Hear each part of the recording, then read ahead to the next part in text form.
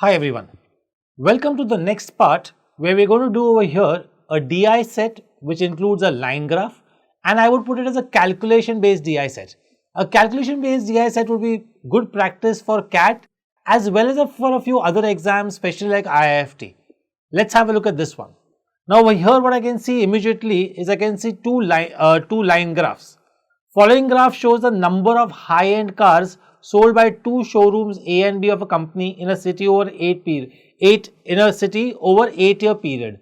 So from 2008 to 2015, showroom A is what is shown in blue and showroom B is shown in red. These are the only two showrooms of the company in the city. So that is the only sales which the cars are made in that city. Let's go ahead and read the questions now. So what are the questions? In which year was the ratio of the number of cars sold in showroom B to the number of cars sold in showroom A the highest? So I just need to, so as I read the question, I know it's a very doable question. The only slight problem which I have is the none of these. Because of the none of these, I might have to check all the years. But this is definitely a doable question. And especially if it's CAT, I also have the calculator. So then though definitely I should be doing it. So next question, if the price of the car increases by 10% every year with respect to the previous year, starting from 2009, which of the following is the closest ratio of the total revenue of the company in 2015, 2018? So again a ratio question, heavy calculations, definitely heavy calculations. You might be able to eliminate one or two options using a calculated guess, but if there is no calculator, this question is going to be a big problem. Next, for which year was the percent change in the number of cars sold by the company in the city with respect to previous years the maximum? Again a very doable question. And in which year did the number of cars sold in the two showrooms show opposite trend? This is a question based on observation. So out of the 4 questions, 3 questions are very doable. 4th is a slightly calculation intensive. So it's a set which I definitely want to pick up, whether it's any exam. So you see, even when we say exams like IIFT, what happens is that even though the sets are very heavy calculation intensive, but then your cutoffs are also very low. You need to do hardly 1 or 1.5 sets to clear the cutoffs. Let's start with this.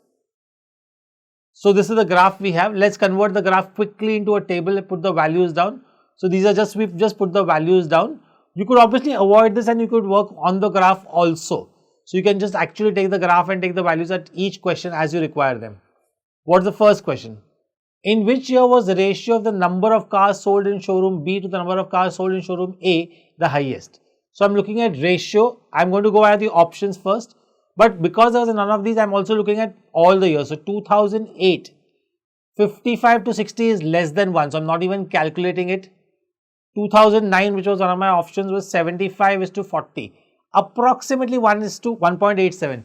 If you don't want to do that approximate 1.87, you could leave it as it is now, 75 is to 40, or you could reduce it as 5 15s are 5 8s are. So 15 is to 8. We know it's slightly less than 2. 2010 is 85 to 55, approximately 1.55. 2011 approximately 1.37. 2012 is very less, very close to 1. 2013 less than 1. 2014 less than 1, and 2015 also less than 1. So 4 years I didn't even have to look at it. Only 4 years I have to look which are greater than 1. And out of that also, I think only by observation you should be able to easily find out, or doing some amount of basic approximation, you should be able to easily find out that the answer was 2009, which is your first option. Let's have a look at the next question. The next question is the one which I was talking about, which was very highly calculation intensive. So here they have told us if the price of car is increased by 10% every year from 2009, that means 2009 is 10% more than 2008 and so on. What will be the ratio of the total revenue in 2015 to that in 2008? So what I'm going to start with over here is I'm going to take the price of the car in 2008 to be 100, which means by 2015, it has increased by 10%, 7 times, which means the price of the car in 2015 will become 100 into 1.1 raised to 7.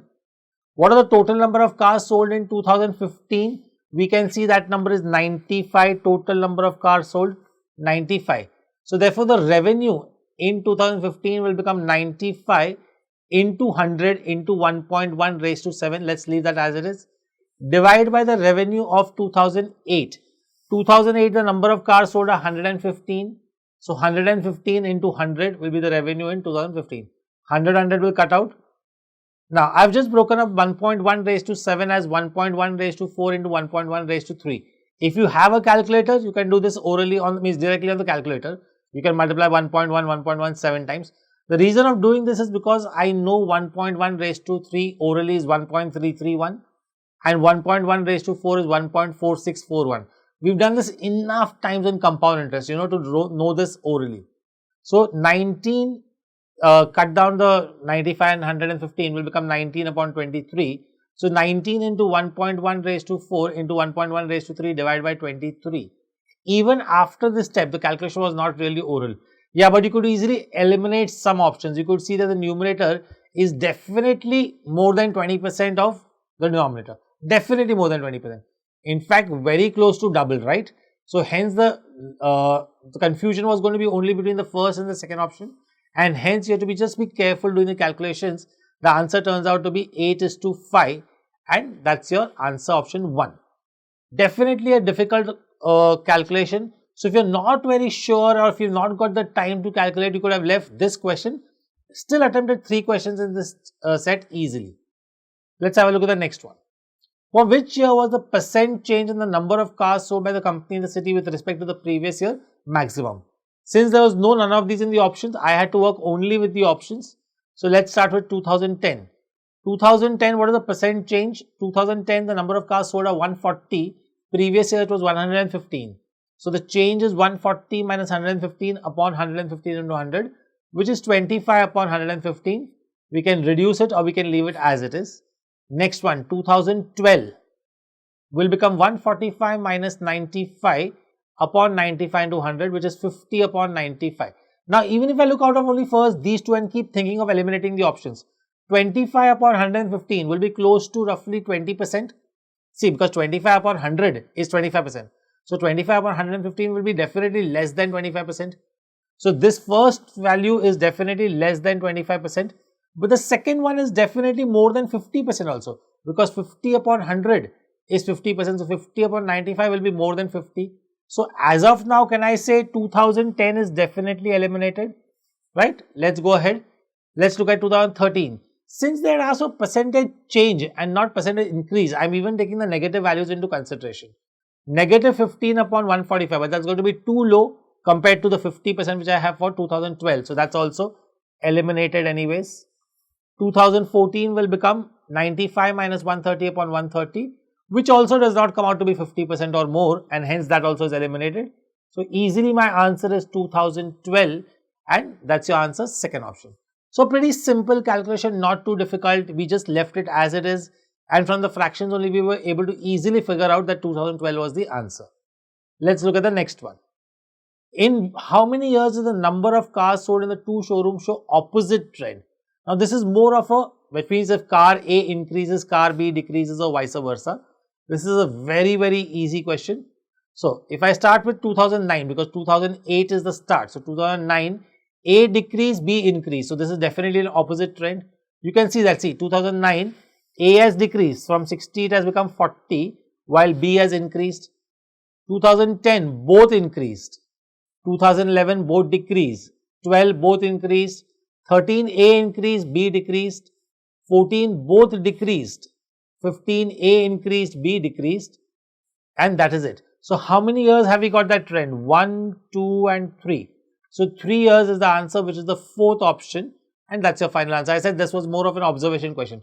So obviously there were some questions for which you do not require the values also. You could have easily looked at the graph also. So I'm okay with this. Somebody saying that let's work only with the graph. Fair enough. You could have worked only with the graph also, or you could have worked with the table. That's your choice.